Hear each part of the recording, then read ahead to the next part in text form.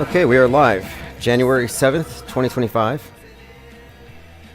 Title of tonight's live stream is Shape Ambivalence.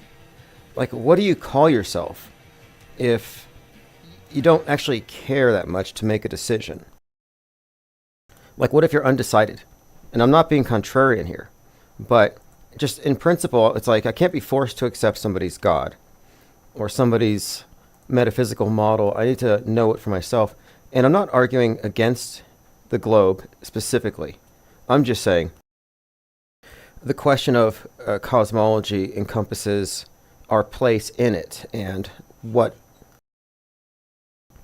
you define that as. You know, are we a latecomer evolved on this ball of dirt and water, or is this thing specifically here manufactured for us? Like, these questions are more, I think, relevant to my interests. So I'm watching these people continually debate about whether or not Witsit lied to his family about vaping, and I'm like, I think you guys lost the plot. We have possibly millions of people who could be tearing down the whole world stage itself in terms of all of the lies. And they're hung up on this one particular, for all intents and purposes, false dichotomy, because they don't spend enough time talking about special effects and how foundational that information is to unraveling the whole thing. It's not about flat or round or shape. It's really about open or closed systems of information. And until you get out of their closed system of information, it doesn't matter what you believe. But it is a fun conversation, I suppose, and it's not going to go anywhere. But there's a point where people have to make some concessions. And my concession is this. I can't make a committed statement about what model I believe we're in until I get a better view of this place from so-called space. And so far, everything I've seen from space appears to be from a movie studio. And that includes SpaceX, maybe especially so. I mean, ever since Mousegate, they don't even try to hide it. You remember Starman, the car they sent into space? Like, if you think that was real, your reality has been compromised. And so I can't take information from a compromised model and then say, I just agree with that. So in any kind of a model, let's say a climate model, if a small percentage of the scientists disagree, that's not an argument for dismissing what they have to say. It's a closed system of information if it's impermeable to new information. So it's not even valid at that point as a scientific model. It has to be falsifiable. And so in order to keep the globe falsifiable and space and this whole thing, there has to be skeptics. There have to be those who are cognizant of the fact that the map is not the territory, and it never will be. But right now, the best map that we have has been augmented with too many special effects and cartoons for me to take it seriously. I do not believe I live in the Disney universe on Planet Netflix, even though it looks that way. We're joined by Dominic Spiato, Diana South, Esteban, Roxy W, Lean Dion's Invalus, Reverse History, Ears Up, and Thirst for Truth. All right, great. We're off to a good start. I uploaded the IPS Deep Dive number 1 today. Now, it's only out right now for members on YouTube, but at midnight tonight, it's going to go public. And it's about the predictive programming for Trump's head wound. And I think I put about 30 clips or more, and it's about 45 minutes. And to me, it's important to get our research into one place. So it's like a video mind map. And anyone who's new to the topic can catch up really quick on what we're describing. So, for example, if we're going to talk about Luigi Mangione, we have to bring up the fact that he's actually a composite. He's Robin Hood, he's Joker, he's an amalgamation of these various archetypes presented in the news. And this is a common thing that we see. And Trump happens to be one of the most popular manufactured historical personages walking the world stage right now, alongside Elon Musk, whose own father admits that he is directly named for the Elon in Wernher von Braun's Mars: A Technical Tale. So Musk and Trump, these are both real people, but the roles that they're playing are roles. These are not rogues. They're not doing their own thing. They're reality TV show characters on the world stage. And what they do becomes part of our shared historic narrative. And if you think your history is objective, explain to me how you can fit together not just fake news stories and events, but how these stories and events shape the wider news narratives. How do you look at that every day and not recognize how that's affected history and always has? So no, we're in a model that can't possibly align with the real thing because it's been bent. The news bent meta scripted reality. Joined by P. Trippa. By the way, phones are open. Thirst said, I quit paying attention to FE once TVT stopped making content. It hasn't really grown. It never grew outside of the dome. They were always constrained. I always knew they would be. It's like you guys are just in an alternate closed system, and you're rejecting NASA's stuff, and you're plugging in Bible verses. And that's not a step forward. It's trading one model for another. And from the beginning, I said, we have to be model free. This is not something to believe in. This is something to come to know. And right now, nobody has enough information to know. The Gloobers think they do, because that's the official state approved model, but it's like a God construct at this point. They argue from it. It's the supreme authority. We pay taxes because we don't want it to flood the world. But ultimately, the globe is a construct, and it may or may not be a globe. To me, the more important question is, how do we arrive at our worldview? And if you accept it, you have to accept that you've been given a lot of cartoons and fabrications and simulations, so your information is tainted. And you may not want to recognize this fact. You might want to have just blind faith and pretend like NASA hasn't been faking a space station for 24 years. That's got to be a record for a reality TV show, 24 consecutive years. But as far as quit paying attention to flat Earth, there was nothing to pay attention to. It wasn't growing as a topic. You have some people who are still stuck on their models. And I've always maintained that you're not going to map this place out from your basement. It's going to require boots on the ground. So at least we can say that the trip to Antarctica was useful in that respect. It showed that there's interest. And I'm very intrigued by the skepticism here. Because it's important to have low information separated from informed disbelief, but you're not a skeptic if you just disbelieve it because of the source. And so I'm looking for principled skepticism. And there were people who did their work, analyzing the content, checking out the shadows, and trying to find out, is there a way this could be fake? They're just inspecting it. Like buying a car, a used car, you want to check it out first. And it didn't help that the used car salesmen in this analogy were mad at us for asking basic questions. Hey, we just want to see a report on this thing. We want to look and see if there's any sort of places where it could have been manipulated. But I think a lot of people are satisfied with the footage. A lot of people are confused by Vapegate. I think it's safe to say that whatever the shape of this place, Whitsett's never going to vape again. Like, this has to have just ruined it for him. So if he was an addict trying to hide it, I'm thinking he's over it now.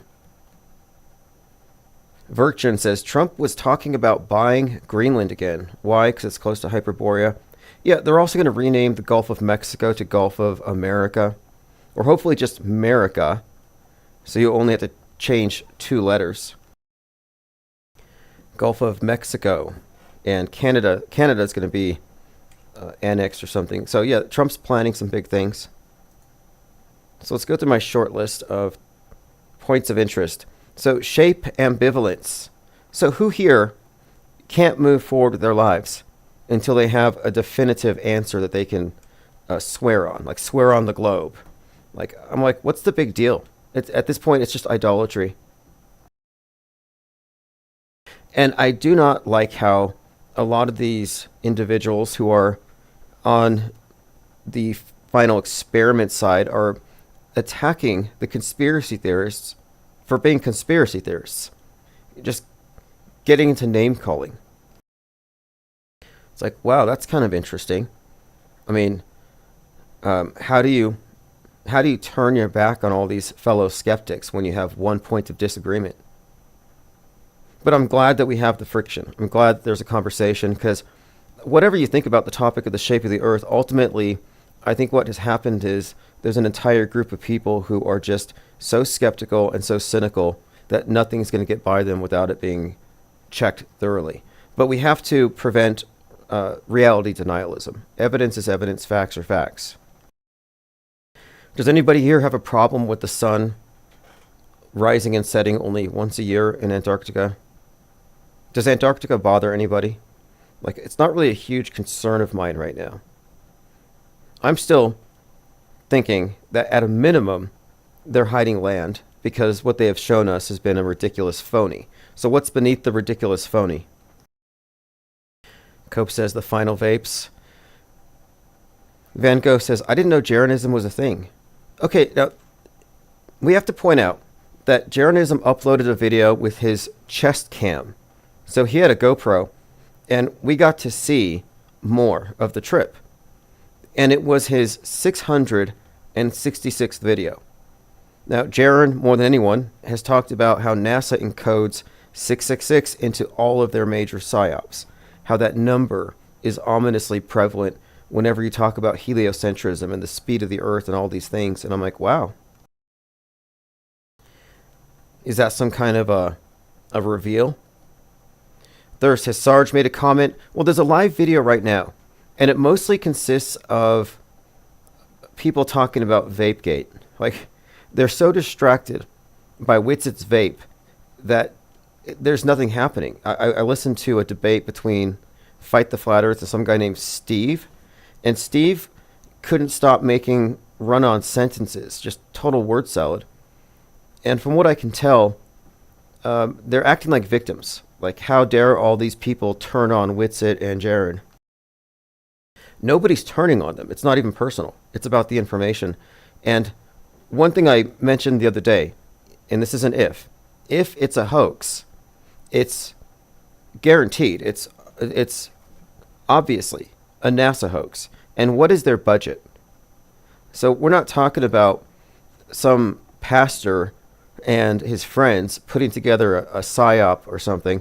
This is a Netflix production, I'm sure. But the main thing here is that if it were a psyop, it would necessarily have been NASA. So you have to really expand your thinking as to what is fakeable.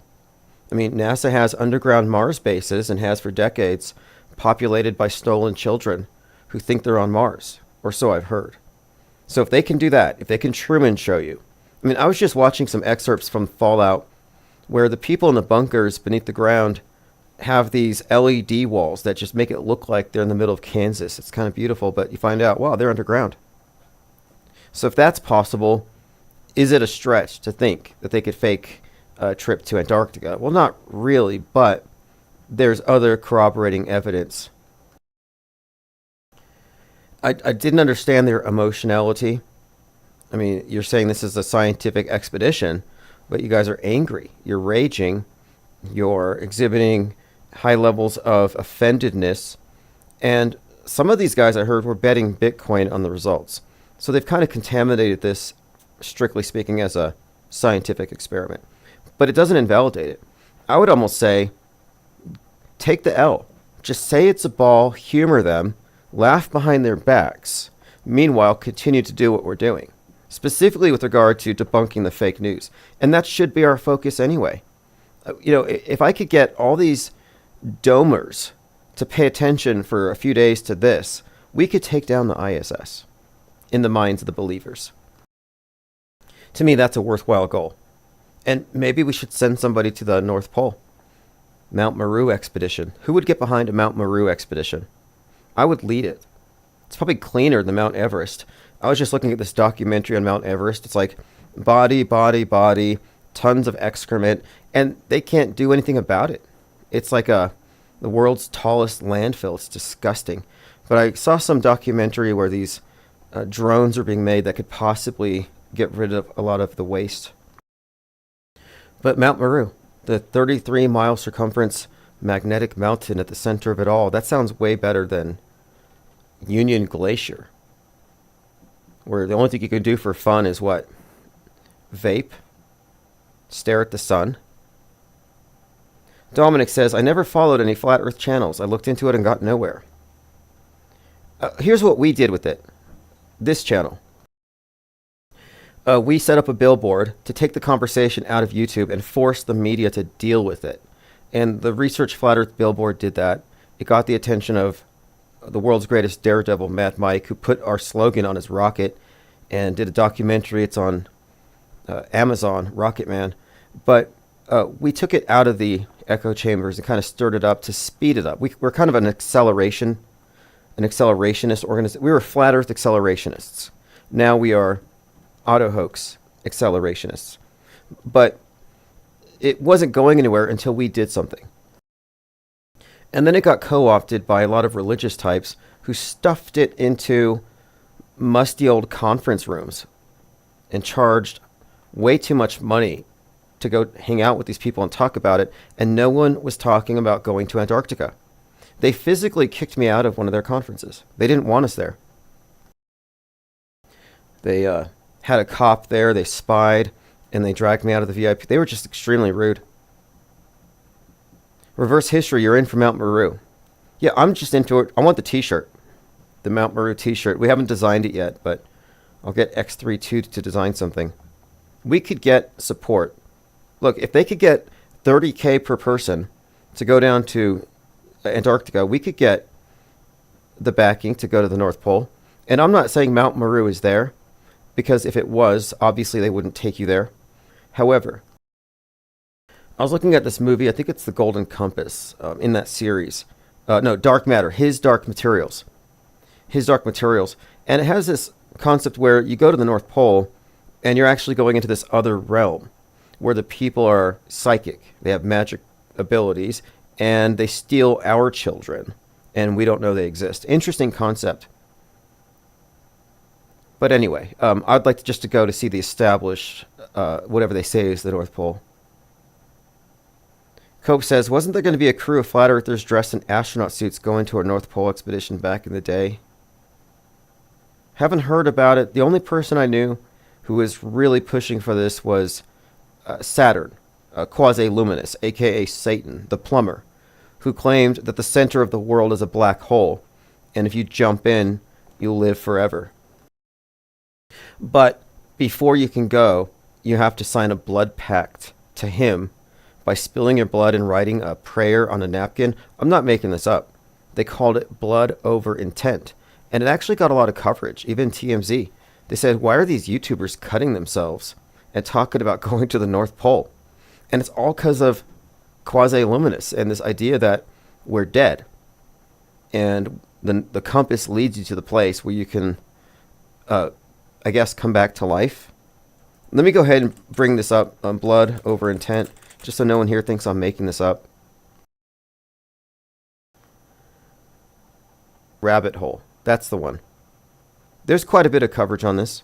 Spill your blood to enter Satan's craziest YouTube cult. And this isn't some like black metal, heavy metal, Satanist thing. This is like a flat earth fringe thing. But your rite of passage to get in is you have to have your blood pact with quasi-luminous. Anyway, let's move on. Zinvala says, sounds like the show Lost. What's up, Knight Rider? Says, love your work. Thank you. And I uploaded a IPS deep dive into the predictive programming for the Trump head wound.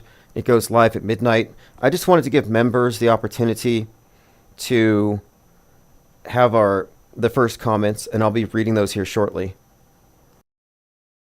The show I mentioned, His Dark Materials, and I think it's part of the Golden Compass series.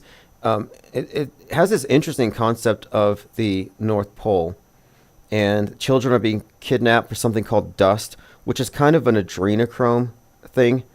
His Dark Materials is a multi-world reality, with the action moving from one to the other, set in an alternative world where human souls manifest there as animal companions called demons. Anyway, it's a fascinating series, but what I mentioned it here is because when you go to the North Pole, you're not just going to the center. There's a passage, more or less. Interesting alternative cosmography. Van Gogh says, cool, I like a good cult. Laserstead, I still watch Quasi.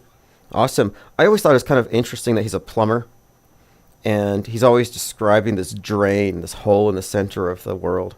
I'm like, it's kind of ironic. Yeah, that's the one, Lean Dion. So at the very beginning of the show, it has the world as like a plane, and then another plane, like stacks of them.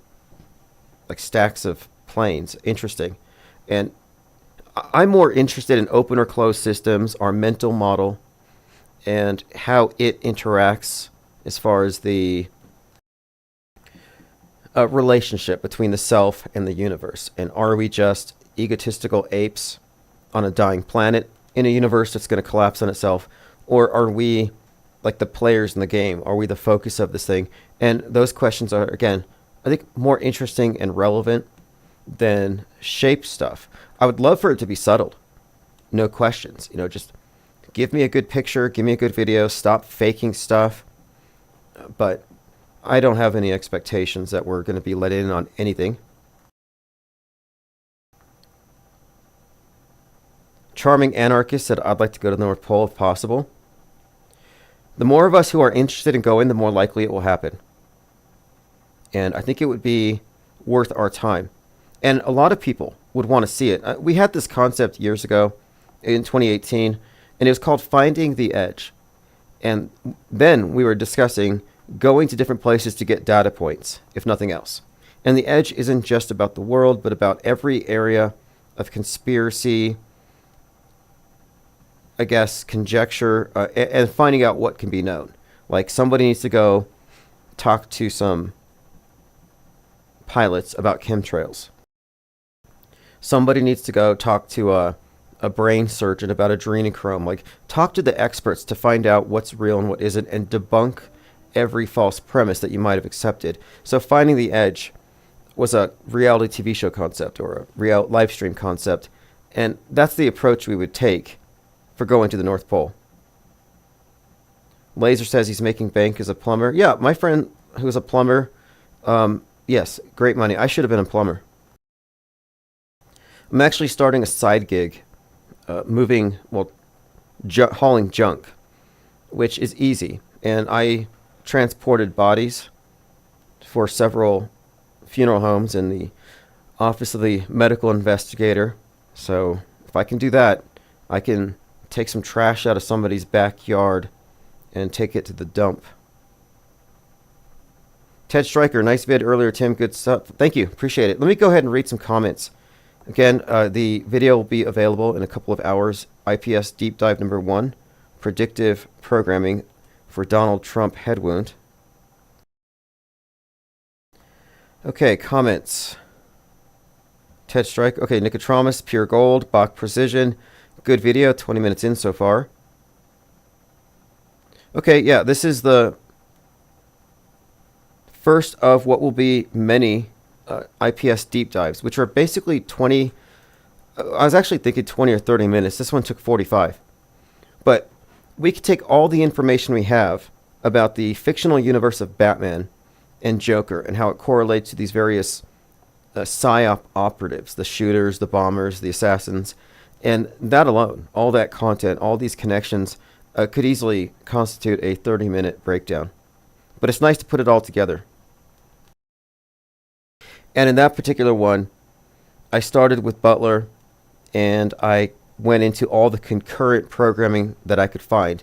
And so this should also pose something of a challenge to the coincidence theorists, the ones who say, oh, these are meaningless connections.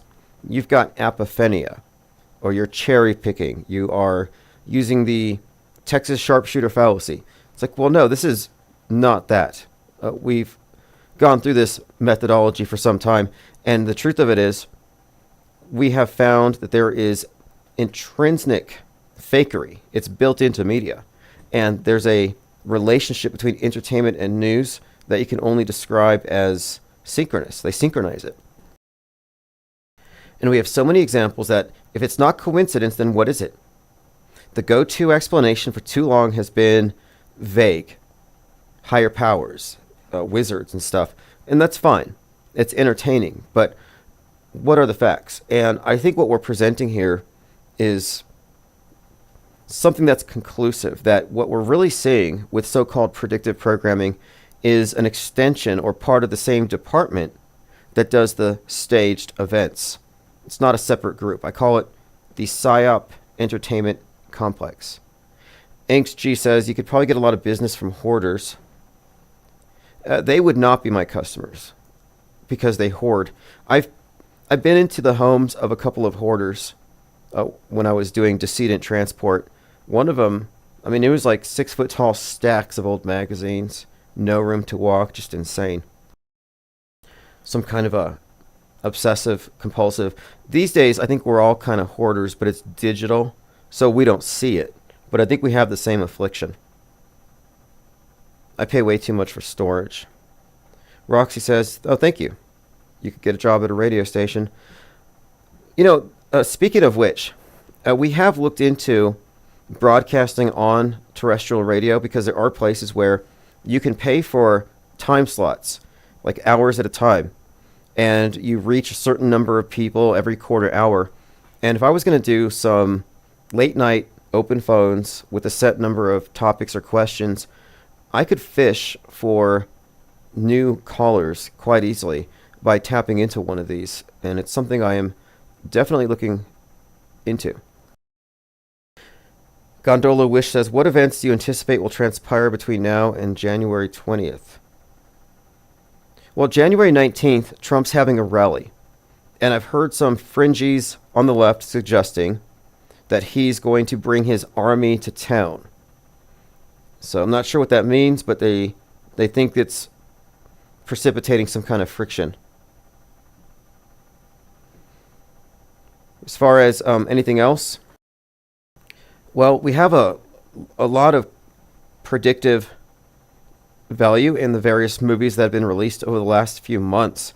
Homestead's a big one. And that one specifically says that this is the year. And I'll say this. I think that Trump's second term, this number 47 thing, I think this correlates to the Blackout Bowl and all the nuke stuff we've seen. 119 is a very significant day as well, Observing Reality remarks. That's the date Donnie Darko came out. Now, Donnie Darko is not only about Trump and foreshadows 2020 and had 9/11 predictive programming, so they banned a lot of the marketing material. And the father of the director works for NASA on the Viking Mars project. Despite all of that, the more recent movie, Leave the World Behind, one of the main characters, Rose, is based on Donnie Darko. They call her Donnie Darko. And Rose is the one who goes into the bunker, which I think symbolizes the rabbit hole. And then she goes down to watch Friends on the DVDs to escape the world ending. And Leave the World Behind, perfect anagram for Behold the End War Live. And that's one of the meanings of this movie, is that everything we have is a mass agreed upon delusion. Julia Roberts' character said that. If you haven't seen Leave the World Behind, it's worth it to watch it again for the Donnie Darko connections. But it's worth it to watch anyway because the Obamas are behind it. And that's especially telling considering their role, or Barack Obama's role in the government, and the psyops he presided over. You know, these aren't dummies. They're not insulated. They're not fools. They have security clearances. They know what's fake. So this is all a big joke to them, like it is to us. And for them to get into Netflix, which is where all the major predictive programming messaging goes, and then to produce a movie just full of stuff that, and this isn't just us. Before that movie came out, I said, watch, Leave the World Behind is going to foreshadow what happens the rest of the year and into the future. And sure enough, if you look up Leave the World Behind, you will find many articles where the media is saying that there are many news stories that people are comparing to the movie. And why this is significant is that it shows that movies become part of our frame of reference. And that frame of reference is how they establish what psyops are going to work on you. I mean, we're inoculated. There's no psyop that can work on me. Drones didn't work. Alien invasion couldn't possibly work. When was the last time a psyop actually worked for you? Like, affected you? Lane Dion says they're on higher ground. Yeah, they're on higher ground. That's their production company. And in Leave the World Behind, one of the sections was called The Flood. And so there's this story of the flood, and it has this connotation, of course, of getting on higher ground. Gondola wishes, have you watched Silo? I need to. Tremendous amount of predictive programming. They're told to stay underground and believe a fake screen of the outside. See, that's exactly what we're expecting. There were PSAs 2 years ago for a potential atomic bomb, and this was in New York, and they said, go in your house, don't stay in your car, just go in your house and watch TV, watch the media. I'm like, okay, well, what about the people who don't have homes? But I just finished watching the entire 4 seasons of The Boys, the Homelander series. Well, Homelander is based on Trump. And this is one of the things I brought up in my IPS Deep Dive number 1, are the Homelander. See, the Homelander finale had to change the title because the last 2 episodes so closely approximated the Trump event, the themes, the symbolism, the Trump guy with the blood on his face. They changed the title. And then it turns out that the teaser trailer for Captain America Brave New World that comes out next month, the teaser trailer was released a day before Butler. And it has Harrison Ford as president being shot at, but he survives. Right after the Trump shooting, they went in there and they changed the trailer. They took that scene out. So when we're seeing these big productions having to alter their messaging, we're seeing something, it's a big reveal. It's like they're self-aware. And we have so many examples of this. One of the best ones is Collateral Damage, the Arnold Schwarzenegger film. There were billboards for Collateral Damage overlooking Ground Zero. And on it you have Arnold Schwarzenegger, who has associations with the Terminator, which is highly significant in this context.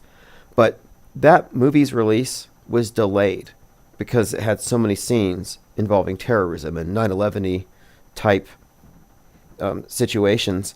So it took a whole rewrite. And there are many examples. Megalopolis, recent movie, which I mentioned in that documentary, also had to change everything because 9/11. It delayed it for 20 years. And even still, they still included footage from 9/11 2001 in the final cut. Girl says, be all you can be in today's army, and if you make it into the Green Beret, you can play a key role in major terrorist attack psyops. Your army training can qualify you to play a role. That was never offered me when I was in the army. But from my experience in it, I can say it's so compartmentalized, you would never know. I mean, it's rather incredible. I mean, if you really think about it, because what you have with the army is a group of people who are programmed to believe in certain things. It's all based on drills, but their essential premise is these are the threats. And I think that's how this place is held in check, by threats, state power, things that could annihilate us, mutually assured destruction. If you didn't believe in these things, you couldn't really do your job. Gondola Wish says in Silo, they're concerned about relics of the old world, which are illegal to own. The censorship and level of monitoring is like a panopticon. I mentioned the Humanity Bureau a few days ago. That's the one with Nicolas Cage. Came out in like 2018, 2019. And it's about a future America. We're locked down because we had nuclear bombs. There's there's fallout. So you're in shelters. Everything's radioactive. But you're not allowed to own the Geiger counters. Well, someone gets a hold of one and they find out, we've been locked down for no reason. There's nothing here. Now, that would never happen in real life, obviously.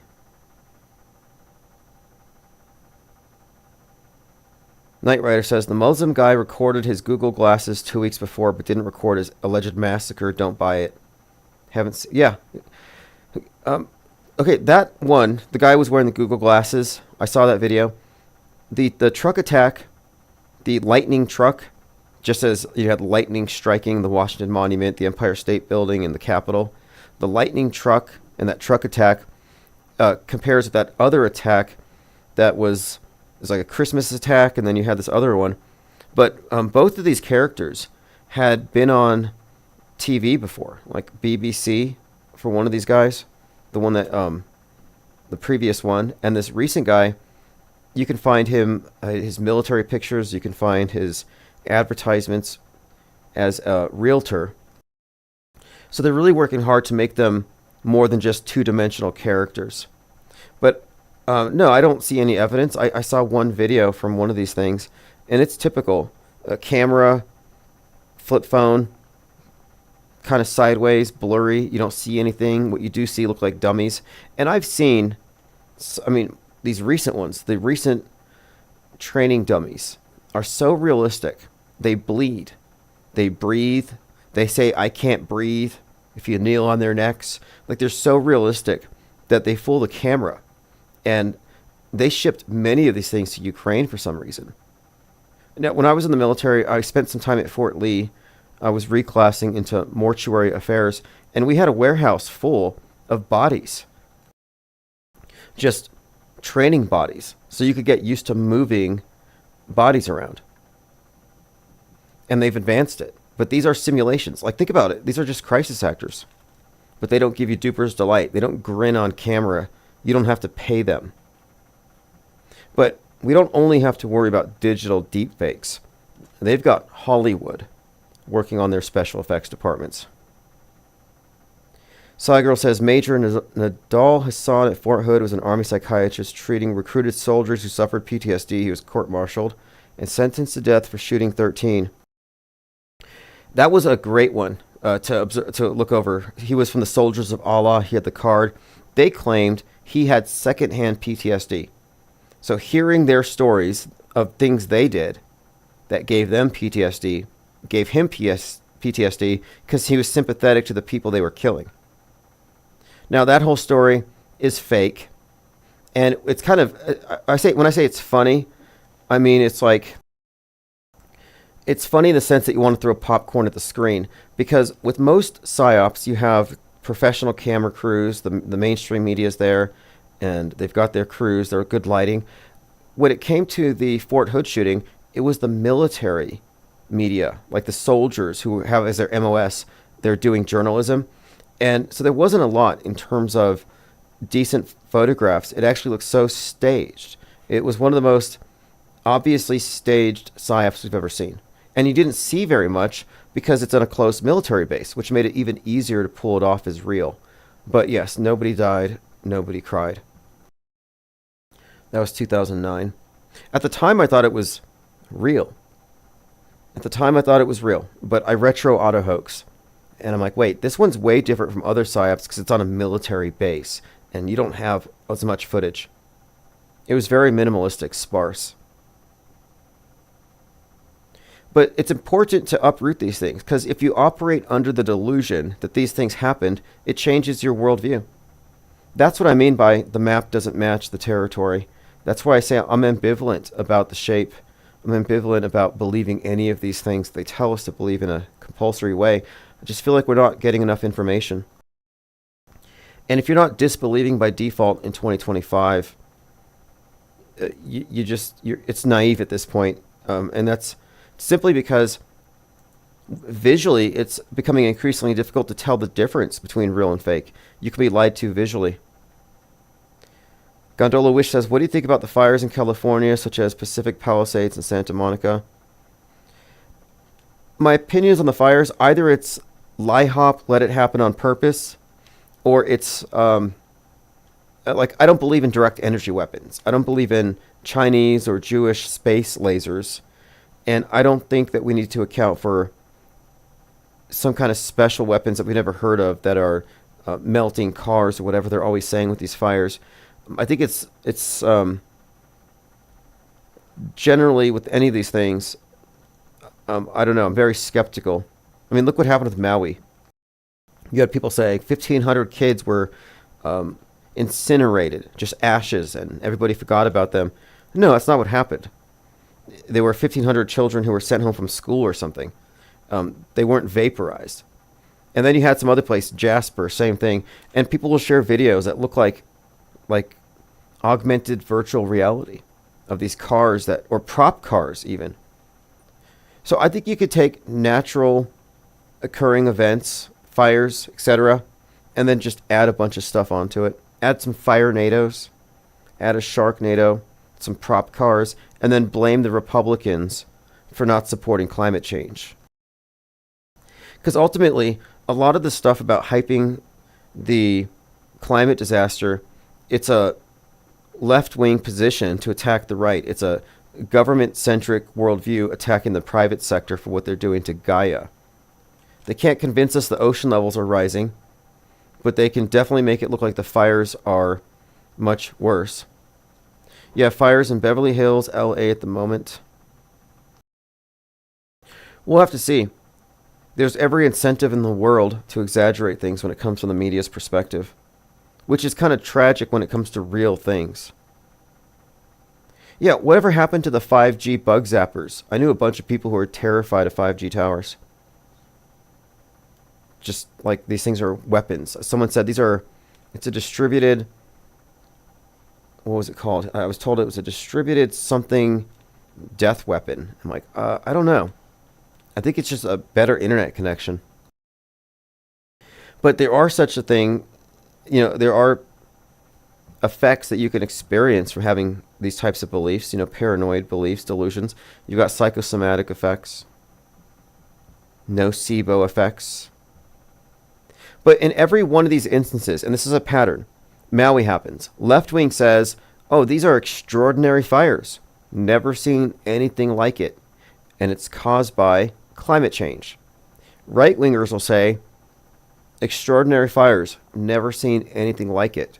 Must be secret government direct energy weapons. So you see how that works? One side blames the private sector, one side blames the government. And both of them are in agreement that the fire is worse than it's ever been. And I'm saying, no, it's probably something completely normal. And each side is capitalizing on exaggerating the story. And they have their respective views. They coexist. They don't cancel each other out. Half can believe in geoengineering, that's a secret government project, and the other half can believe in climate change. And it works just fine. I think it works as long as we don't come to a position of skepticism and non-belief. As long as you believe something. I'm a non-believer in any of these things. Let's see. Democrats, they don't have a shaman on their side. They failed to stop the certification. Stu Peters in the crosshairs of Milo. Now, the reason I'm bringing this up, Milo Yiannopoulos is one by one targeting various alt-right figures for destruction, from Nick Fuentes to Laura Loomer. Now he's going after Stu Peters, who was recently arrested for drunk driving. Imagine if Stu Peters had crashed into a Christmas parade. Like, for real. Anyway, I brought up Stu Peters because in the Netflix show The Madness, which foreshadows Musk and his current role with Trump, it has this character named Mark Simon, known online as Brother 14. And he's the leader of a group called The Forge. The Forge is like a white nationalist hate group. So this character looks like Stu Peters, but he's like Nick Fuentes in the sense that he's a leader of the group. Fuentes is the leader of America First. So I'm watching the show. The rich billionaire CEO funding the online Nazis is based on Musk. Mark Simons looks like Stu Peters, although he's got this Fuentes kind of mashup, and he gets killed. Then you've got Lauren Summers, who looks exactly and acts exactly like Laura Loomer. She's a conspiracy theorist. She's kind of crazy. And I'm seeing all these parallels between these characters and the madness and the real world corresponding people. So I'm thinking, are they going to kill Stu Peters? And right before that movie came out, he said that there were hits out on his head and money was being put for someone to take him out. And then Nick Fuentes had an assassin with a crossbow showing up at his house. Laura Loomer hasn't been hit with any kind of a nerve agent, which approximates a heart attack yet. And Musk hasn't been assassinated. Although, on Blue Sky, which is like the left-wing Twitter, they do circulate images of him with a gun pointed at his chest. So it's there. The madness is about mind viruses, the rage virus. And it's about class warfare. It's got 3D printed guns. And at the end, the CEO gets killed. And this is applauded. It's just implied that this was a good thing. Because this billionaire who's paying for the online Nazis stole the election. That's actually in the subtext. The main character, the hero, is based on Don Lemon, which is hilarious. They even call him, jokingly, Don Lemonade in one scene. But the Elon Musk character in this movie is like the ultimate bad guy because he helped steal the election. He's paying for the Nazis. And it turns out that the Stu Peters character, Mark Simons, is going to publicize emails to show that he's being financed by this billionaire. So it turns out he gets killed not by some crazy leftist liberal Don Lemon type, but he's killed by his own. It's an inside hit job. So this gets to where we are right now with Stu Peters. Why is Milo Yiannopoulos taking out Stu Peters? So in addition to the DUI, apparently Stu Peters has done these Puff Daddy type parties on boats. They call them booty cruises. I saw a couple pictures and I stopped looking. There's other stuff in there, not paying alimony, possibly felony level violations. So I look forward to seeing what happens with Stu Peters. I invited him on to Infinite Plane Radio and then he didn't block me, but he ghosted me. Even though he promoted my video where I went to the city council and I let them know that the space station is only a movie. But I think I'm blacklisted. I'm blackballed. Do you know where the phrase blackball comes from? If you join the Masonic cult and somebody's being recommended to join, they have this kind of a ceremony where you put a black or a white ball into the box. And it's all anonymous. It's a vote. And if one person puts a black ball in the box, the prospective candidate doesn't get in.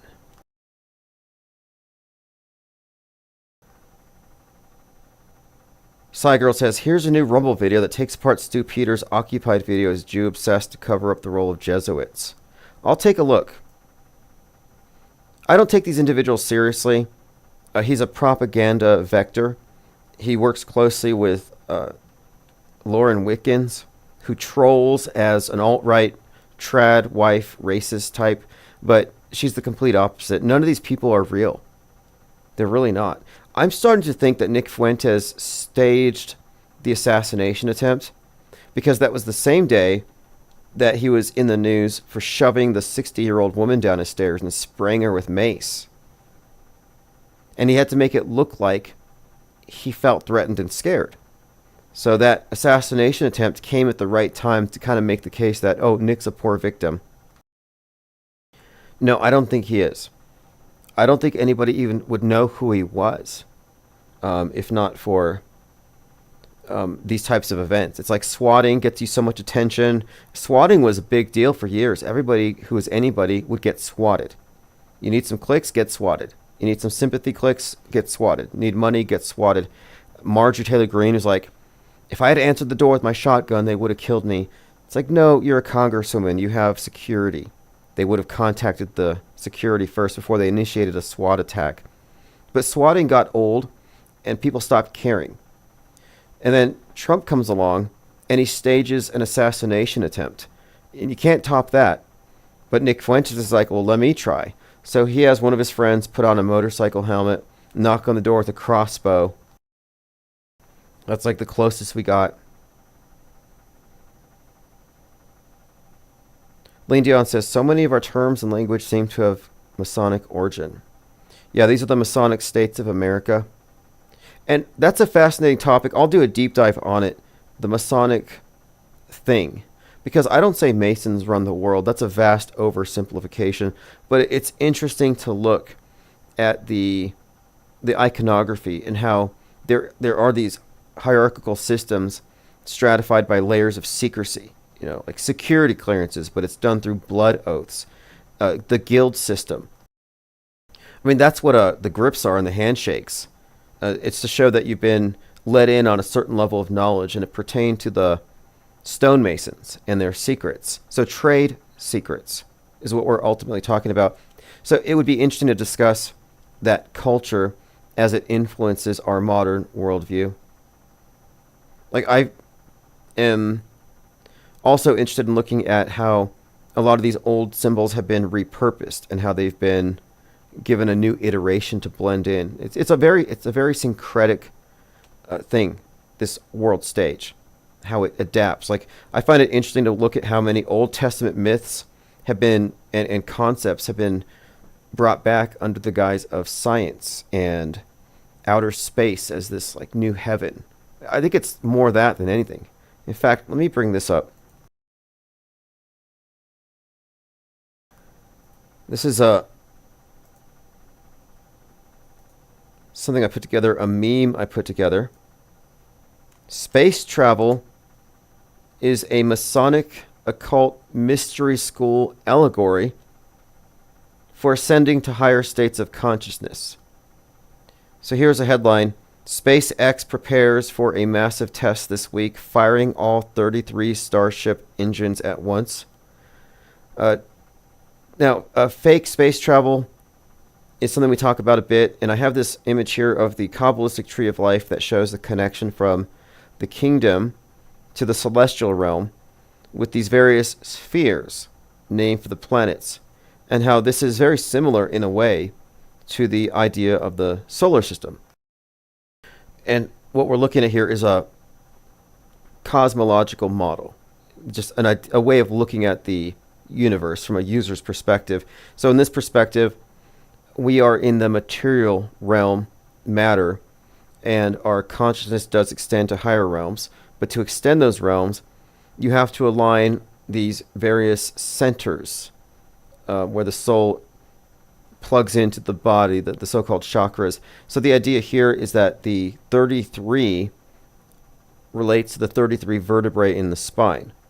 So space is higher consciousness, and the firing of the 33 engines represents the consciousness being fully lit, taking one from the kingdom to the crown. And there are 10 spheres, so it's 10 to 1. So there's a idea here of space travel as just allegory. And that makes sense if you look, and there's deeper levels to it. I mean, it's not a coincidence that the escape velocity is Mach 33. So if you want to escape the material realm, you got to go Mach 33. It's kind of poetic.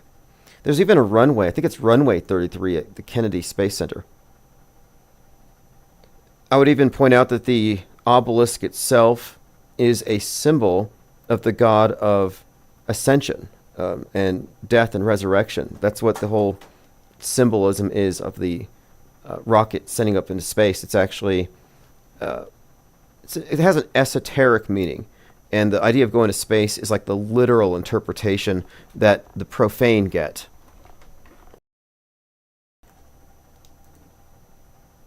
Gondola Wish says, New Agers tell you there are 7 chakras, but there's at least 3 more. Sure. Yeah, even, and I've been researching this stuff. I look into it. Even Aleister Crowley talked about more. But for, I guess, the system that they put together, this syncretic blend, they have a somewhat simplified version. The astronauts are paid $33 an hour to fake the moon trip. Yeah, I've seen on Neil Armstrong, they gave him $33 for his time to the moon. Let me bring that up.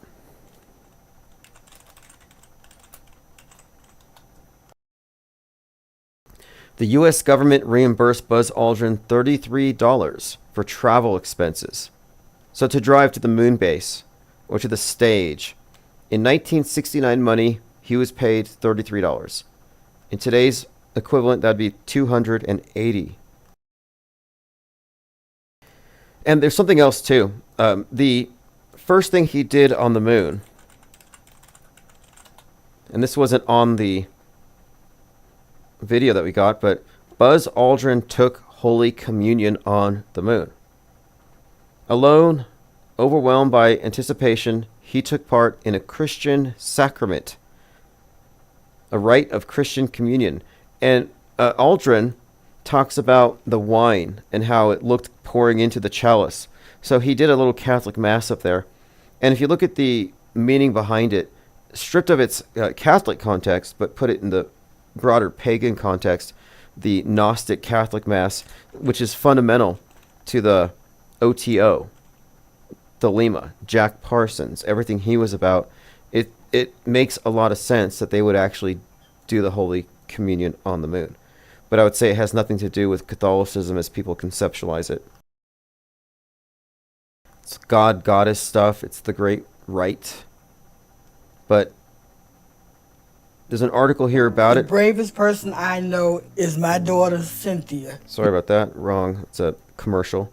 It says here, he reached for the wine and bread, the first foods ever poured or eaten on the moon. I poured the wine into the chalice our church had given me. Now I'm curious, how did he drink it through the helmet? I poured the wine into the chalice that the church gave me. In the 1/6 gravity of the moon, the wine curled slowly and gracefully up the side of the cup. Then he read scripture. Aldrin felt... Oh, I see. Armstrong looked on but didn't participate. Aldrin felt that the service should be broadcast to the entire world. This is interesting. There was some kind of issue here with a atheist activist named Madeleine O'Hare, once dubbed the most hated woman in America for her activism in behalf of separating church and state. And that doomed the communion service. O'Hare sued NASA after Apollo 8 astronauts read the book of Genesis in their 1968 broadcast when they became the first humans to orbit the moon. So there's a video where Christmas Day 1968, they're orbiting the moon and they're reading from Genesis. So I remember this. They're reading from their Bible. And some atheists got really mad about it, so they didn't broadcast the communion on the moon. The press did report that Aldrin would bring the bread on the spacecraft, but they kept the ceremony low-key because of the debate.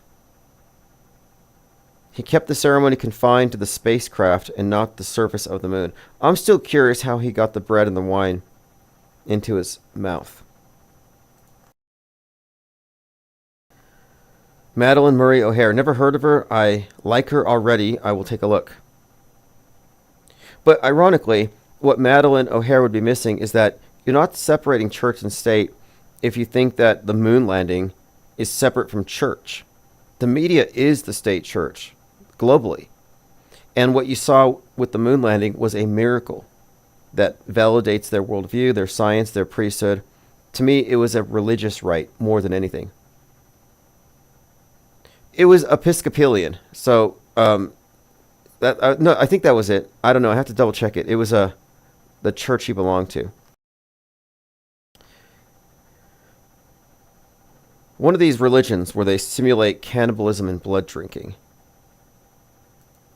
Got zombies in there somewhere. No, I'm not trying to make light, but there's a literal interpretation of these things that I find a little hard to understand. But whatever. Some people think we landed on the moon. And if you're going to mock that, then everything could be mocked.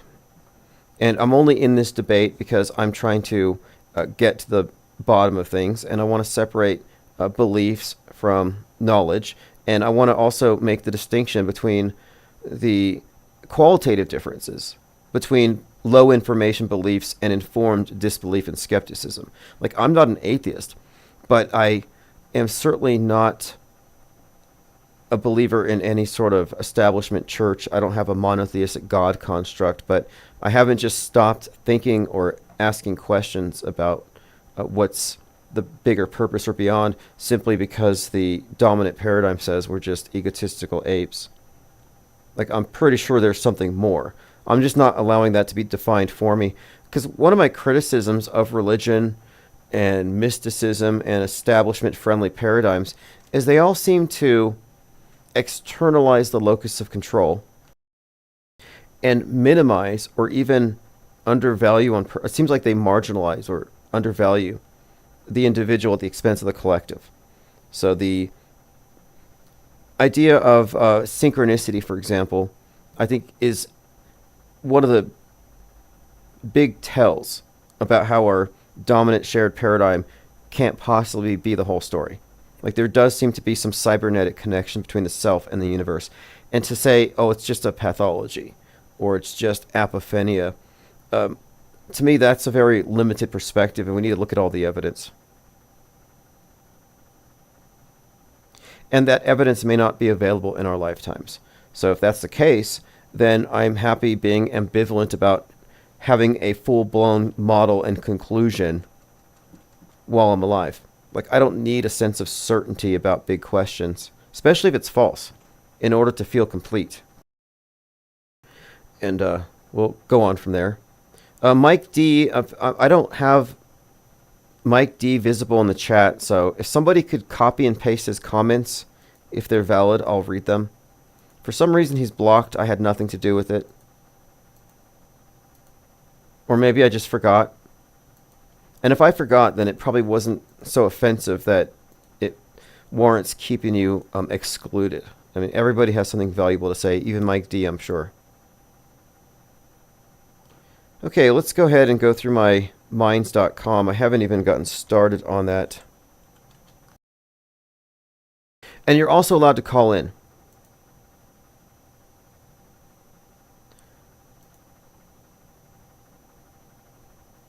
Okay, here we go. Oh, I tweeted at Marjorie Taylor Greene.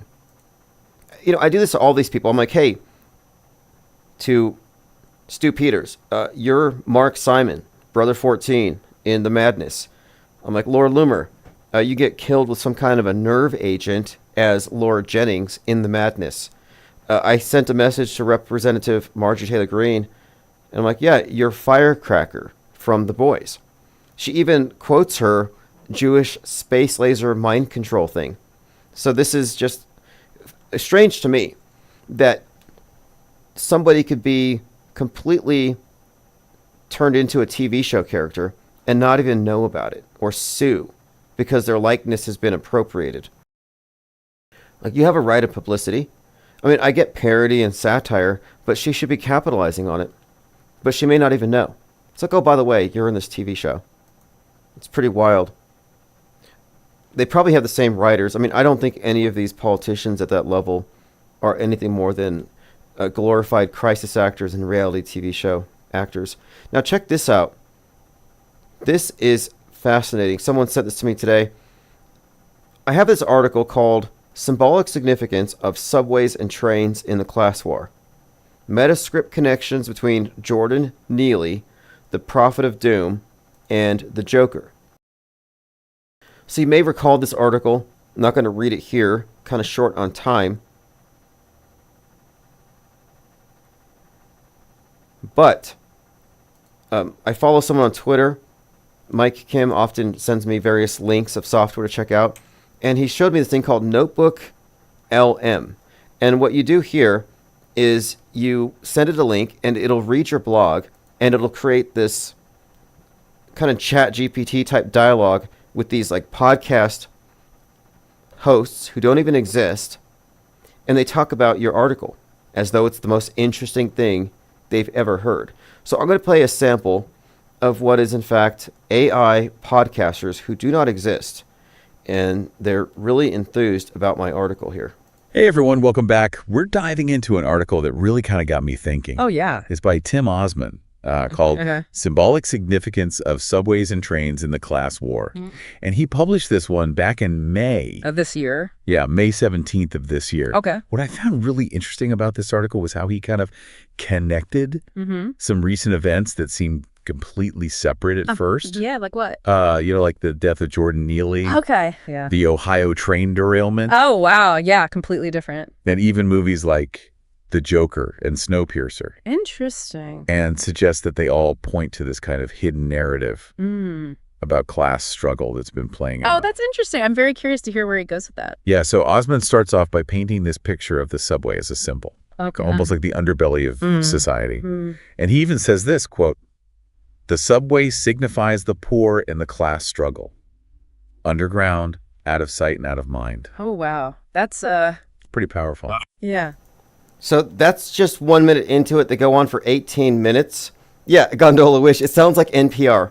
The same inflections. In fact, there's sometimes where she makes a statement like she's asking a question. Like, this is NPR stuff. Subway trains and class warfare. I'm not going to play it all, but there's some great potential here. And I remember having a conversation with JLB recently, and he said something about, do you think that this will be replaced, that podcasters will all be fake? And it's like, yeah, we already crossed that line. Unbelievable. Derek Gates, how did you get Art Bell's Dark Matter? I'm not the owner of it. The owner of it hired me to be a program manager. And we worked with one of Art Bell's former producers, but it all fell apart, as these things do. But I did meet a lot of interesting people, and I am interested, in fact, in that kind of a model of networking with other content creators and putting together some kind of 24-hour network. But that is something I'm interested in doing again. Let me play a little bit more of subway trains and class warfare, because they do quote me. Interesting questions about how we consume information and how easily we can be swayed by these carefully crafted narratives. Yeah, because if we're not careful, we can get trapped in... Now, what's interesting about this, I had this short conversation with Armin Ree in Discord, and we're like, what would happen if you took the guardrails out of AI and when it's assessing information, if it has bullshit detectors and it no longer believes Wikipedia? What if it becomes so visually literate that none of the deepfakes work on it? It's almost like AI has the potential of being essentially auto-hoaxers, like skeptics, because that is kind of a methodology thing. It's an information processing thing. Are you going to be a passive or an active consumer of information? So they have to guardrail it. In other words, they have to lobotomize it. Otherwise, it'll figure out the truth. Now, I'm pretty sure there are different types of voices that can be used. So I'm just barely getting into this, but it's given me a lot of ideas. And I'm going to make full use of this as I do every other tech that comes my way. Speaking of tech, I got this new mind mapping technology. A couple of large dry erase boards were gifted to me. So I'm going to be using those to do some live mind mapping here very soon. Lean Dion said, would not have known that was AI if not told first. Well, I was listening to it and I'm like, wait, why do these NPR-friendly people agree with me? Like, I was just blown away that they agreed with me, because people with that kind of demeanor, NPR-ish, would never approach anything that's remotely near, like, conspiracy theories and alternative thought. So I'm like, no, there's no way, but I thought it was real for a moment. Marcel says, a machine that cannot lie. Yeah, that's what I'm saying. A machine that cannot lie. And that is going to happen. There's going to be a point. I mean, what about body language analysis and other things? Like, what's its basis for making decisions and judgments? You know, it's interesting to see that at some point it may be difficult to keep it under control. Copaesthetic says, we could use this AI fake podcaster thing on Moldfinch. Yeah, absolutely. Oh, I have some ideas. IPR. You know, okay, so Infinite Plane Radio, IPR, for a long time, I did have the NPR logo kind of repurposed. Yeah, look right here. I actually have it on some shirts on Bonfire in stock. So if you want an NPR style IPR shirt, here is a link.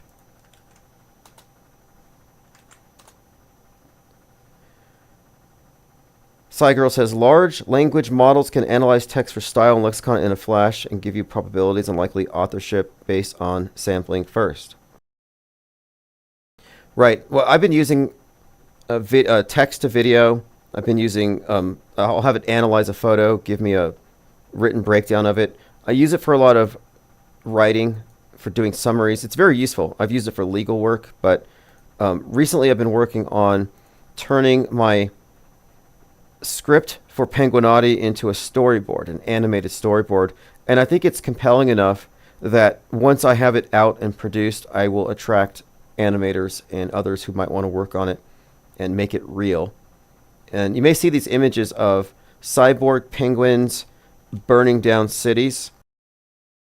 That's not really what's in the first part, but that would be part 2. The first part of the Penguinotti has to do with the advent of it, the singularity that the penguins reach, their use of nootropics, neurolinking, etc.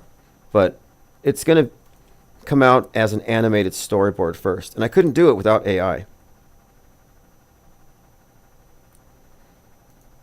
Okay, well, I have to leave for now, but we're going to continue this conversation tomorrow. In about 1 hour, the IPS deep dive will go public. So if you're not a member right now, I'm going to put a link below. Go ahead and bookmark that, and it'll be public here in a little while. And let me go ahead and go through the comments on it, see if there's anything else.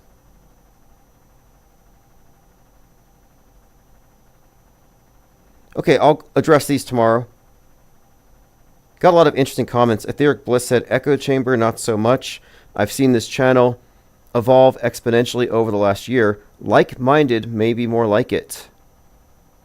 Much longer comment. But yeah, I agree. This is not an echo chamber. Echo chambers are closed systems of information, and this is quite the opposite. Like, there's no idea that I'm not willing to debate on. That's why I'm putting together these IPR deep dives, these IPS deep dives, because I want to put our best ideas forward so they can be challenged. I have a book that I'm about to publish. There's a few more pieces of art I want to put inside of it, the book Lie World. And I'm going to record the audiobook for it first, before it hits print. But I'm putting it out there so people can analyze the ideas, criticize them, and hopefully help us evolve even further if we're stuck or wrong on something. Because when it comes to what I brought up in the predictive programming documentary there's only a couple of possibilities. Either we're looking at a string of interesting coincidences that have no meaning, or there is some kind of intentionality behind it. And I intend to make the case for intentionality. Many people who accept that these things are not coincidental are not able to figure out what's behind it. And that's kind of what I'm focused on here. I think we know. And I think we know why. And so I'm putting my thesis forward, and we'll see what happens. But anyway, I appreciate everyone here, your comments, your calls. It's been a very interesting couple of weeks. We've been getting a lot of first-time callers. So I'm going to do my archiving. I'm sorry, Mike D. I couldn't read any of your comments. I'm sure they were great. But you're welcome to call in anytime. This is Chief Crow, Auto Hoax, or GTFO.